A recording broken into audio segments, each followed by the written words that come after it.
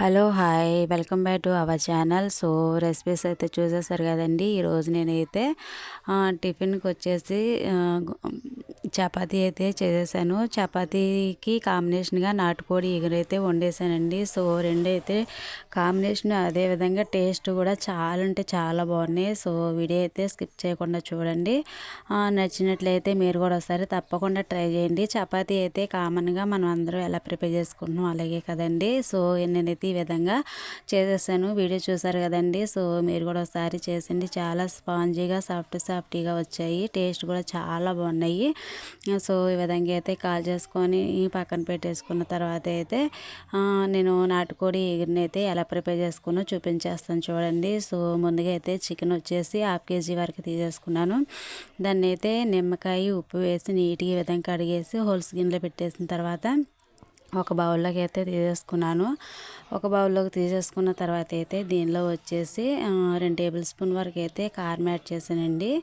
అదేవిధంగా పసుపు వేసుకున్నాను. 2 టేబుల్ స్పూన్ వరకు అయితే పెరుగు, అల్లం వెల్లుల్లిపాయ పేస్ట్ 1 స్పూను, 1 నిమ్మ చెక్క, అదేవిధంగా కొంచెం అయితే ఆయిల్ వేసి రుచి సరిపడా సాల్ట్ అయితే యాడ్ చేసుకున్న తర్వాత మొత్తం అయితే కలిపేసుకొని ఓ 10 నిమిషాలు అయితే పక్కన పెట్టేసానండి. సో ఈ విధంగా అయితే మొత్తం యాడ్ చేసేసిన తర్వాత చక్కగా చేతితో అయితే కలిపేసేసుకొని ఈ విధంగా ఓ 10 నిమిషాలు పక్కన పెట్టేసుకోవాలి. 10 నిమిషాల తర్వాత అయితే గ్యాస్ పైన కుక్కర్ పెట్టేసుకొని దానిలో కర్రీకి నూనె యాడ్ చేసిన తర్వాత ఓ టేబుల్ స్పూను జీలకర్ర, ఓ బిర్యానీ ఆకు వేసిన తర్వాత ఆనియన్స్ వేసుకున్నాను.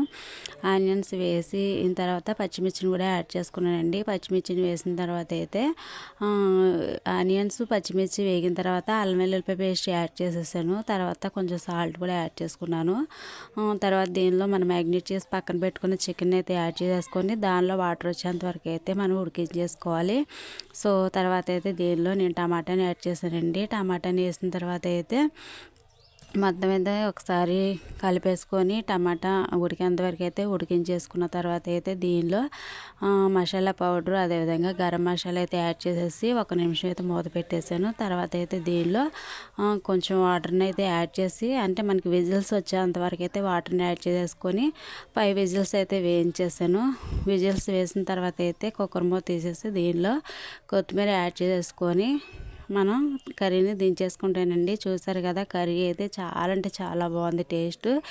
అదేవిధంగా చపాతీ కాంబినేషన్కి వచ్చేసి చాలా బాగుందండి. వీడియో కానీ నచ్చినట్లయితే మీరు కూడా ఒకసారి తప్పకుండా ట్రై చేసేయండి. నాకు కామెంట్ చేయండి, లైక్ చేయండి, షేర్ చేయండి. బాయ్.